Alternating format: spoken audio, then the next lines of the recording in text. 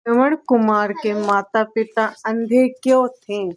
श्रवण कुमार भारतीय इतिहास की वह पुण्यात्मा है जो माता-पिता की सेवा का पर्याय बन चुका था। उसके जीवन का हर क्षण अपने अंधे माता-पिता की सेवा में बीता।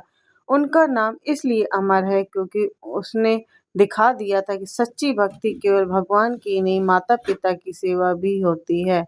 एक पुण्य आत्मा का जन्म। कई वर्षों पहले हिमालय की तलहटी के पास एक ब्राह्मण दंपति रहते थे। शांति व्रत और गौरी देवी। वे अत्यंत धार्मिक थे, तपस्या में लीन रहते थे और सादा जीवन जीते थे। वर्षों की तपस्या के बाद उन्हें भगवान विष्णु का आशीर्वाद मिला कि उन्हें एक पुत्र प्राप्त हुआ। कुछ ही वर्षों बाद उन्हें एक सुंदर और तेजस्वी पुत्र की प्राप्ति हुई, जिसका नाम उन्होंने रखा था श्रवण। यह बालक जन्म से ही विनम्र, शांत स्वभाव का और अत्यंत सेवा भाव से युक्त था। माता पिता को अंधत्व का श्राप क्यों मिला? जब श्रवण के माता पिता युवा थे तो एक बार वे एक यज्ञ में गए थे। वहां कुछ राजकुमार ब्राह्मणों का उपहास कर रहे थे। शांति व्रत ने जब उन्हें धर्म की मर्यादा समझाने का प्रयास किया तो घमंडी राजकुमार ने क्रोध में आकर उन्हें अंधा करने का श्राप दे दिया था। यह कोई सामान्य श्राप नहीं था, यह उस राक्षसी विद्या से जुड़ा हुआ था जिसमें अपमान का बदला अन्यायपूर्ण रूप से लिया जाता था। शांति व्रत और गौरी देवी तुरंत अंधे हो गए। उन्होंने उस श्राप को भगवान की इच्छा मानकर वन में जीवन बिताने का निश्चय किया। श्रवण का बचपन। सेवा की पहली शिक्षा अपने अंधे माता पिता के साथ श्रवण वन में रहने लगा। बहुत कम उम्र से ही उसने अपने जीवन का उद्देश्य माता पिता की सेवा को बना लिया था। यह जंगल से लकड़ियां लाता, जल भरता, जड़ी बूटियां खोजता और उन्हें भोजन करवाता और कराता था। वह कभी भी अपने लिए कुछ नहीं चाहता था।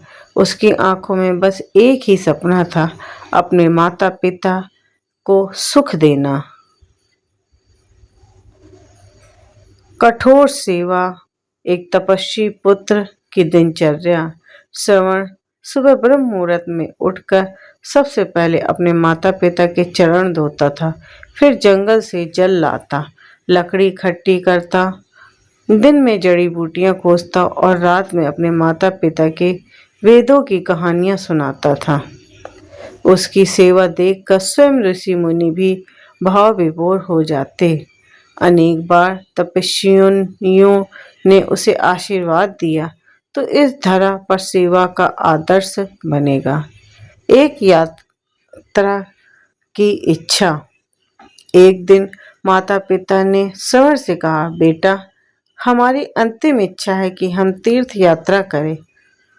हमारे जीवन का यह अंतिम पड़ाव है और हम तीर्थों में भगवान का नाम लेकर मोक्ष चाहते हैं। श्रवण कुमार ने बिना देर किए एक मजबूत बांस की कावड़ बनाई। उसने दोनों ओर पल्लों में माता पिता को बैठाया और अपनी यात्रा प्रारंभ कर दी। अयोध्या के समीप घटना। जब वह अयोध्या के पास पहुंचा तब रात्रि का समय था। राजा दशरथ शिकार पर निकले थे। उन्होंने एक जल भरने की ध्वनि सुनी और यह समझा कि कोई हिरण है। उन्होंने बिना देखे बाण चला दिया। बाण सीधा जाकर श्रवण कुमार को लगा। वह घायल होकर गिर गया। राजा दशरथ दौड़े और देखा कि यह कोई सामान्य युवक नहीं है, एक तपस्वी पुत्र है जो अपने माता पिता के लिए जल भरने आया था। श्रवण का अंतिम संवाद। श्रवण ने दर्द से कराहते हुए कहा, राजन, मेरे माता पिता अंधे हैं और मुझे जल के लिए भेजा था। कृपया आप जाकर उन्हें यह समाचार दे दें। उनका ध्यान रखना, ये बहुत ही वृद्ध हैं। इतना कहकर श्रवण ने अपने प्राण त्याग दिए। दशरथ स्तंभ रह गए थे। वे व्याकुल होकर श्रवण के माता पिता के पास पहुंचे। श्राप की पुनरावृत्ति। जब दशरथ ने श्रवण कुमार के माता पिता को उनके पुत्र के मृत्यु का समाचार दिया, तब उन्होंने रोते हुए कहा, राजा, तुमने हमारा सब कुछ छीन लिया, अब हम किसके सहारे जिएंगे। उन्होंने दशरथ को श्राप दिया, जैसे हम तड़प तड़प के कर अपने पुत्र को याद करते हुए प्राण त्याग रहे हैं, वैसे ही तुम भी अपने प्रिय पुत्र राम के वियोग में तड़प तड़प कर प्राण दोगे। यह श्राप दशरथ के जीवन की सबसे बड़ी सिद्धि बन गया।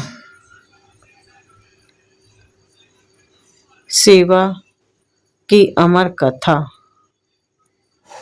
श्रवण कुमार के बलिदान की कथा युगों युगों तक गाई जाती रही।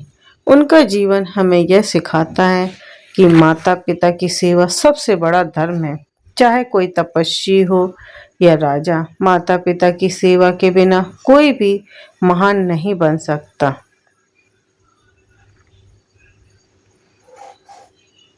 निष्कर्ष।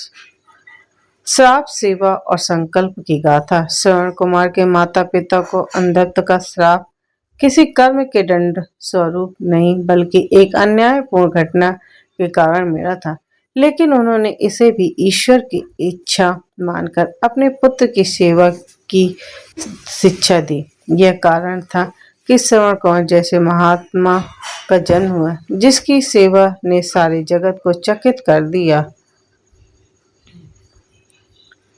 आज भी जब कोई व्यक्ति अपने माता पिता की सेवा करता है तो उसे श्रवण कुमार को उपमा दी जाती है। यह कथा केवल श्राप की ही नहीं, सेवा, त्याग, तपस्या और पूर्ण धर्म की भी सबसे पवित्र गाथा है।